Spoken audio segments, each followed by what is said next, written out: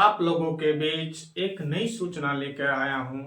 जो RRB NTPC +2 वाला था वो वैकेंसी आज से अप्लाई होना शुरू हो गया है। आप लोग जरूर अप्लाई कीजिए क्योंकि मात्र इंटर पास है। ठीक है, समझते हैं हम लोग। अप्लाई स्टार्ट डेट है 28 अक्टूबर 2025 से शुरू होगा अप्लाई करना, जो आज डेट है 28 तारीख। और ये इसका जो लास्ट डेट है 27 नवंबर 2025 को ये फॉर्म बंद हो जाएगी अप्लाई करना।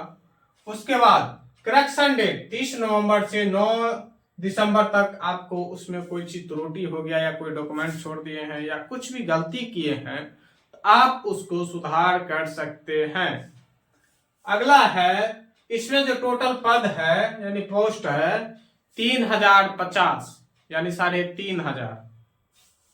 इसमें जो फी लगेगा, जनरल को 500 टका, ओबीसी ईडब्ल्यूएस जो भी हैं सबको 500 रुपया लगेगा। आप SC ST या ईबीसी हैं तो आपको मात्र 250 रुपया लगेगा। या ऑल कैटेगरी फीमेल यानी कोई भी जाति से आप महिला हैं कि लड़की हैं तो आपको भी मात्र 250 रुपया ही लगेगा। एज जो इसका मिनिमम है, कम से कम आपका उम्र 18 साल होना चाहिए और मैक्सिमम 30 साल होना चाहिए। और आपके जाति के अनुसार उसमें भी रिबेट यानी छूट दिया जाएगा। जिस जाति से होइएगा उसमें एज रिलैक्सेशन दिया गया है, उस अनुसार आपको मिल जाएगा। आप जिस जाति से हैं आप कमेंट में जरूर लिखिएगा सर हम इस जाति से हैं, तो उस पर हम लोग समझते हैं किस विषय से कितना क्वेश्चन पूछा जाता है और किस सब्जेक्ट से पूछा जाता है क्वेश्चन, उसके बारे में जानकारी लेते हैं। सामान्य जागरूकता यानी जीके जीएस जिसको हम लोग कहते हैं, उससे जो आपको क्वेश्चन आएगा टोटल 50 नंबर का आएगा। करंट अफेयर रहेगा, जिसको करंट अफेयर उसको कहते हैं जो डेली घटना होती है उस पर आधारित क्वेश्चन पूछा जाएगा। कम से कम आप लोग साल भर का पढ़ के जाइएगा। अगला है इतिहास, हिस्ट्री से भी आपको क्वेश्चन पूछा जाएगा। उसके बाद आता है भूगोल, भूगोल को हम लोग इंग्लिश में ज्योग्राफी कहते हैं, ज्योग्राफी से भी क्वेश्चन आएगा। विज्ञान में फिजिक्स केमिस्ट्री बायो तीनों से क्वेश्चन आएगा आपको। उसके बाद है भारतीय अर्थव्यवस्था, भारतीय अर्थव्यवस्था मतलब इकोनॉमिक्स, इकोनॉमिक्स से भी क्वेश्चन आपको पूछा ही जाएगा। अगला है कला और सांस्कृतिक यानी आर्ट्स एंड कल्चर, इससे भी क्वेश्चन आता है। अगला है अन्य सामान्य ज्ञान, अन्य सामान्य ज्ञान में जो भी छूट गया है सभी आ जाएगा। पॉलिटी और भी जो है खेलकूद ढेर सारा है वो सब आ जाएगा स्टैटिस्टिक्स में। अगला है गणित, गणित से आपको टोटल 35 क्वेश्चन पूछा जाएगा।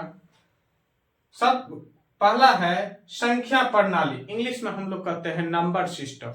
नंबर सिस्टम के बाद अगला है दशमलव भिन्न, दशमलव और भिन्न, दशमलव और भिन्न को हम लोग कहते हैं डेसिमल एंड फ्रैक्शन।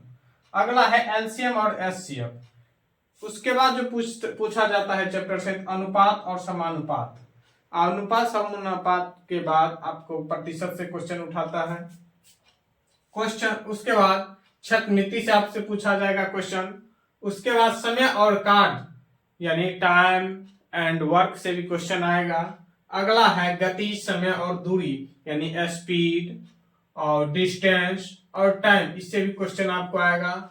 उसके बाद आता है साधारण ब्याज और चक्रवृद्धि ब्याज, उससे भी आपको क्वेश्चन पूछा जाएगा। उसके बाद आता है लाभ और हानि यानी प्रॉफिट एंड लॉस से भी क्वेश्चन आपको पूछा जाएगा।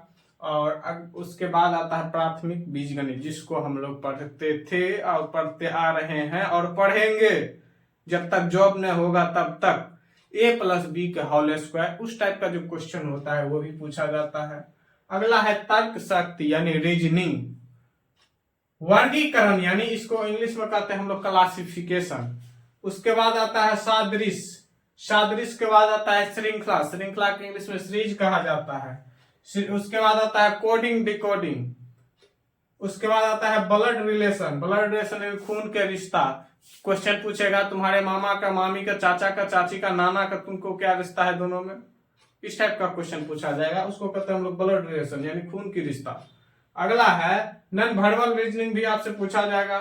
उसके बाद डायरेक्शन एंड डिस्टेंस कहेगा राम ने 5 मीटर नॉर्थ चला, फिर 3 मीटर ईस्ट चला, फिर 5 मीटर साउथ चला, तो कुल टोटल दूरी कितना तय किया, तो वही कहते हैं दिशा यानी डायरेक्शन आपसे पूछेगा, और डिस्टेंस यानी कितना दूरी तय किया, उसी को हम लोग कहते हैं डायरेक्शन एंड डिस्टेंस। अगला है ऑर्डर एंड रैंकिंग। कहेगा एक क्लास में 35 बच्चे हैं, उसमें से सीता की क्रम संख्या 13 है, तो उसके नीचे कितने बच्चे हैं और उसके ऊपर कितने बच्चे हैं, या फिर इसी में घुमा देगा, क्वेश्चन पूछेगा सीता और मीता दो लड़की है, दोनों को सीट एक्सचेंज कर दिया जाए तो सीता को नीचे से 13 और मीता को 5 हो जाती है। इसमें कंफ्यूज हो जाता है बच्चा। तो इसी टाइप का क्वेश्चन जो होता है रैंकिंग, ऑर्डर और रैंकिंग, इस टाइप का। उसके बाद आएगा पजल भी आपको उलझाने वाला रहेगा। कहेगा गाइड दिया जाएगा पजल में।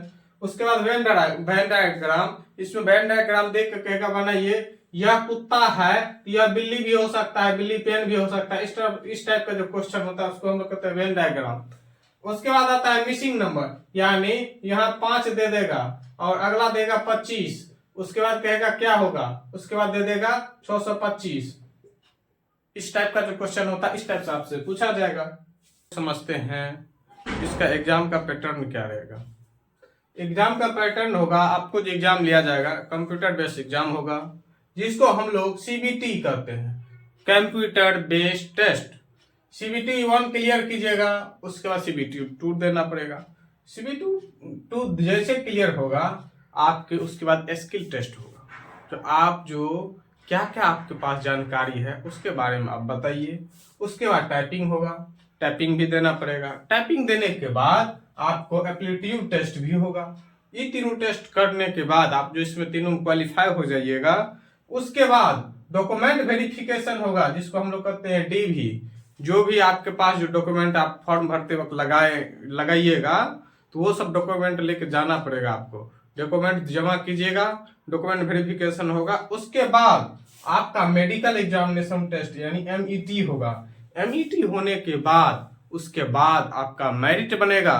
मेरिट में आपका नाम आ जाता है तो बहुत खुशी की बात, तब आपकी जॉब पक्की है। नहीं तो फिर से मेहनत कीजिए, क्या करेंगे, कुछ चूक हो जाती है इसलिए आप लोग तन मन धन से मेहनत कीजिए जम से, क्योंकि अब छठ भी बीत गया, अब कोई पर्व भी नहीं है, अब कोई बहाना भी नहीं है, इसलिए आप लोग मन से पढ़िए।